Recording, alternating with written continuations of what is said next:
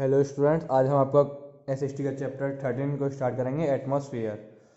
Atmosphere मतलब वातावरण। क्या था? Our earth atmosphere is covered with a different layer. हमारी जो अर्थ का एटमॉस्फेयर है वो किस किस से कवर्ड है?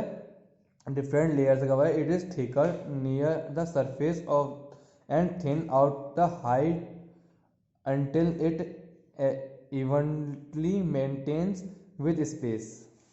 अब जो हमारी अर्थ है वो डिफरेंट लेयर से कवर है जो कि बहुत thick. It is a thickness near the surface. वो एक सरफेस की तरह मोटी है और जो जो हाइट है वो बहुत पतली है। ठीक है, अब आता है एटमॉस्फेयर। स्टार्ट करते हैं। Atmosphere protects life on the earth. जो एटमॉस्फेयर है वो हमारी सतह जो है एटमॉस्फेयर की, वो हमारी लाइफ अर्थ की लाइफ को प्रोटेक्ट करती है by absorbing ultraviolet source of reduction. जो हमारे सन से अल्ट्रावेटेड लाइट निकलती है उसे।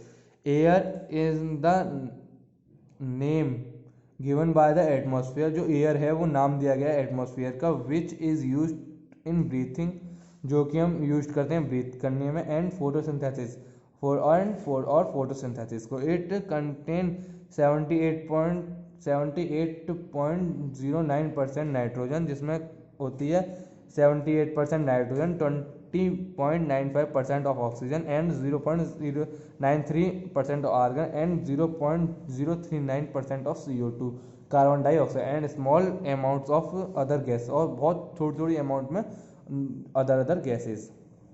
ये हमारा चार्ट है। नाइट्रोजन इतनी परसेंट होती है, ऑक्सीजन इतनी, ऑल गैसेस थोड़ी थोड़ी परसेंट होती हैं, argon and carbon dioxides. Layer of the earth atmosphere. Earth की एटमॉस्फेयर की layer. The atmosphere is divided the 5 levels. 5 level में डिवाइड है। Number 1 the troposphere. Troposphere is the first layer. जो troposphere होती है वो फर्स्ट लेयर होती है अबव द सरफेस। सरफेस के बाद सरफेस से ऊपर, सतह से ऊपर। Contain half of the earth atmosphere, जो कि आधा सतह कवर करती होती है। Weather occurs in the layer. और जो वेदर होता है, मौसम होता है, वो इसी लेयर में होता है।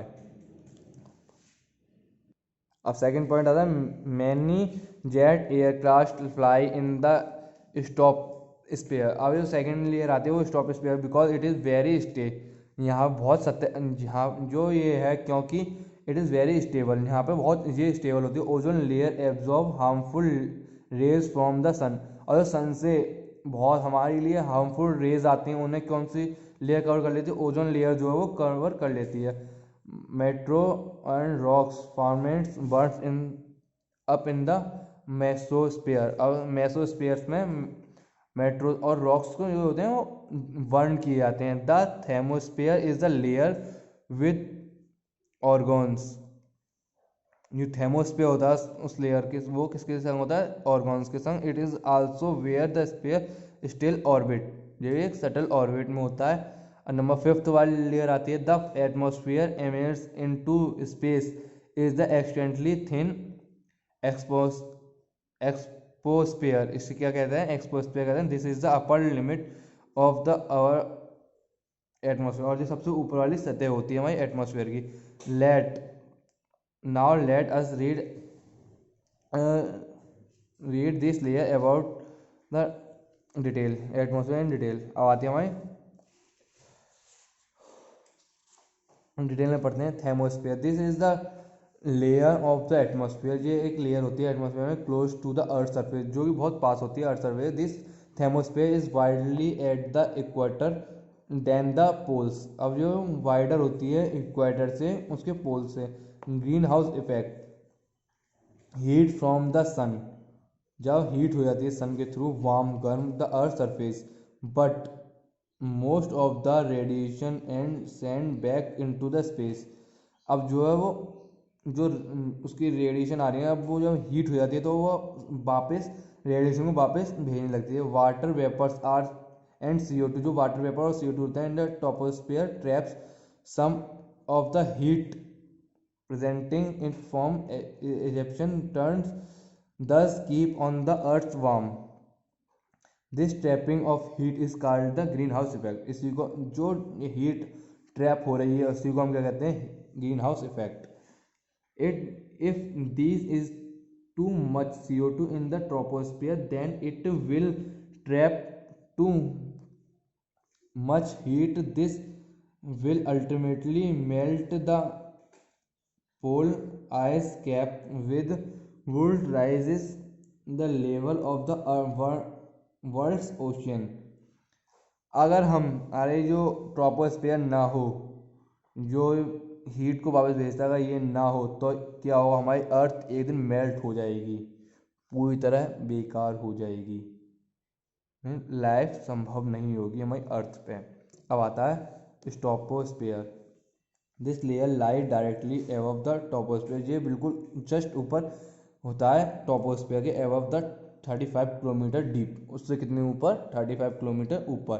The lower portion of the stratosphere, जो स्टोपोस्फियर का लोअर होता है, हैज कांस्टेंट टेम्परेचर होगा, but the upper portion temperature is increase because of adoption of sunlight by ozone. Ozone के द्वारा सनलाइट को एडॉप्शन करने की क्षमता है, उससे जो उसका अपर पार्ट है, ऊपर की सतह है, वो गर्म हो जाती है, इसका जो टेम्परेचर है वो बढ़ जाता है।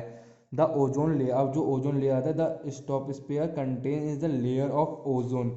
जो स्टोपोस्फियर है वो एक कंटेन करके रखता है लेयर ऑफ ओजोन की एक layer, which absorb most of the harmful ultraviolet radiation.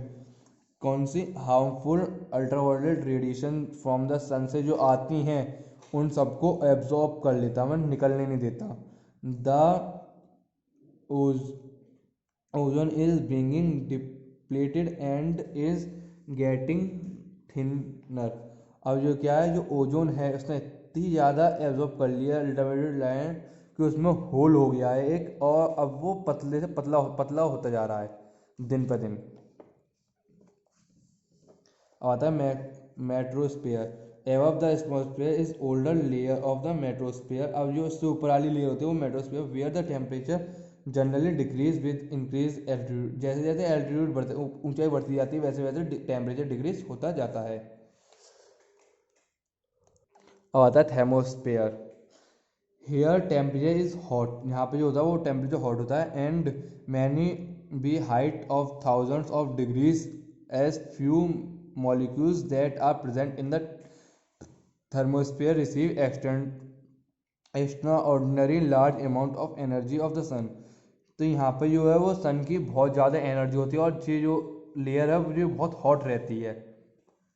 Exosphere extendedly top of the thermosphere. ये बिल्कुल ऊपर होती है थर्मोस्फेयर के, और लास्ट लेयर होती है above the earth is exhaustion। this layer has a few atmospheric molecule, और यहाँ पे जो है बहुत कम एटमॉस्फेरिक मॉलिक्यूल होते हैं, which can escape into the space। ये कहाँ पे होती है? स्पेस में होती है। इंटरेस्टिंग फैक्ट, अब इंटरेस्टिंग फैक्ट देखो, द एटमॉस्फेयर, जो ट्रोपोस्फियर होता है, we live in the troposphere, हम जहाँ रहते हैं वो ट्रोपोस्फियर होता है। It contain more about 75% of the atmosphere, जो ही कंटेन करता है 75% ऑफ एटमॉस्फेयर। और जो थर्मोस्फियर होता है, most of the clouds and rain in this layer, और जो उसमें क्लाउड्स और रेन होते हैं वो किस में होते हैं? थर्मोस्फियर, वो स्ट्रोस्फियर में होते हैं। सो स्टूडेंट्स, आपका चैप्टर खत्म होता हुआ, नेक्स्ट वीडियो में नेक्स्ट चैप्टर को स्टार्ट करेंगे। Thank you students.